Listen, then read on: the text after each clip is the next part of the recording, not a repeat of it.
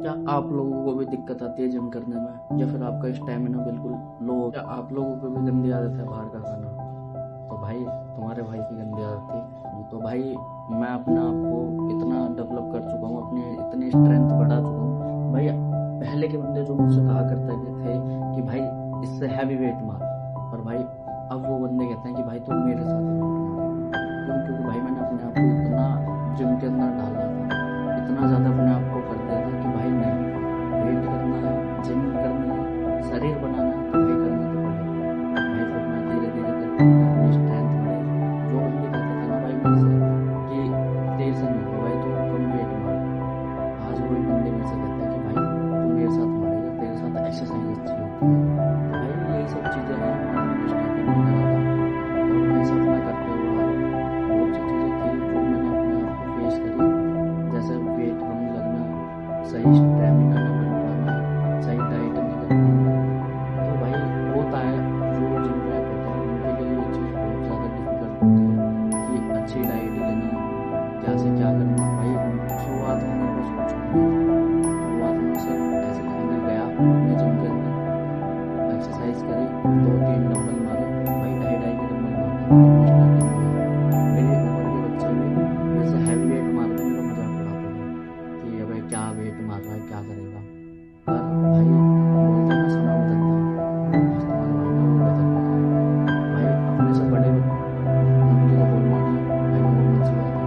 और जो मेरी उम्र के बच्चे हैं जो मेरे साथ वर्कआउट करते हैं, मेरे जिम में आते हैं, भाई उनसे तो ठीक हूँ, मेरी इमेज ऐसी बन चुकी है। भाई मेरी उम्र के बच्चे, मेरे साथ के जो लड़के हैं, या तो मैं उनकी टक्कर का हूँ या तो उनसे ऊपर हूँ, नीचे नहीं हूँ। भाई तो ये चीज़ें हैं। शुरुआत में मैं भी भाई डेली जिम नहीं जाता था, आज नहीं कल जाऊँगा, आज नहीं परसों जाऊँगा, ऐसे करते करते टाइम निकला मेरा। और भाई मेरे को शरीर का पहले शौक नहीं था बॉडी बनाने का, कोई मेरी इंटेंशन नहीं थी कि भाई मैं अपना शरीर बनाना या फिर तगड़ा होना है।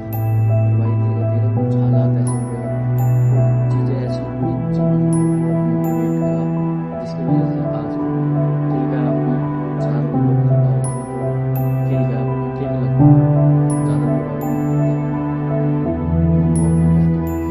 तो भाई स्टार्टिंग में मैंने बहुत सी चीज़ें करी और वही सी चीज़ मैं आपको बताऊँगा। पहले मैं कुछ ऐसा था और अब कुछ ऐसा लगता हूँ, तो भाई इसका कुछ ना कुछ तो रीज़न होगा, नॉर्मल सी बात है। तो भाई यही सब चीज़ें हैं जो आपको मैं अपने साथ शेयर करूँगा। आप मेरे इंस्टा प्रोफाइल पर, फेसबुक पर, यूट्यूब पर, तीनों पर बने रहें। डिस्क्रिप्शन पर मैं आपको लिंक दे दूँगा अपने तीनों चीज़ों की, डाइट मेंटेन कैसे रखनी है, क्या करना है, कैसे क्या नहीं करना है, वो सब आपको बताऊँगा। हमेशा बाहर का खाता था, चिल्ली पोटैटो, मोमोज, जितना जंक फूड हो सकता था उतना खाता था भाई मैं, क्योंकि भाई खाने में टेस्टी होता है, नॉर्मल सी बात है, आपको भी अच्छा लगता होगा। भाई पहले भी मैं खाया करता था, क्योंकि भाई जिम जाना नहीं होता था, कोई कनेक्शन नहीं था बॉडी से नहीं था। और भाई धीरे धीरे मैं गया जिम, फिर मैंने अपनी गंदी आदतों को धीरे धीरे छोड़ा, जैसे जंक फूड खाना, आलस करना जिम के लिए। स्टैमिना तो था ही नहीं भाई, नॉर्मल सी बात है, तो आलस तो अपने आप बढ़ेगा। पर धीरे धीरे भाई जब मैं देखता हूँ ना कि भाई पहले मैं कैसा था, अब मैं कैसा हूँ, अपने आप को डेवलप करना। और भाई सबसे मेन चीज़, अगर आप जिम जाते हो तो सबसे पहले आपकी पर्सनैलिटी चेंज होती है, जो कि बहुत नॉर्मल सी बात है।